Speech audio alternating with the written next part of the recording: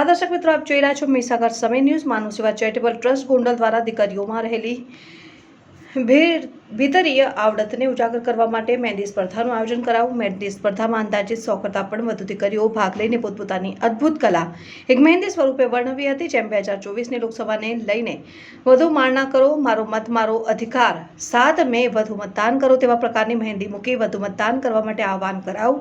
સ્પર્ધામાં 1 થી 6 નંબર મેળવનાર તમામ સ્પર્ધકને સંસ્થા તરફથી આમંત્રિત મહેમાન દ્વારા રોટરી ક્લબ ગોંડલના પ્રમુખ જીગરભાઈ સાટોડિયા, અંકિતભાઈ કોટરિયા, મોહિતભાઈ પાંભર તથા કિશોરભાઈ ધડુક દ્વારા ટ્રોફી આપી સન્માનિત કરાયા હતા અને દરેક સ્પર્ધકોને સર્ટિફિકેટ આપવામાં આવ્યા.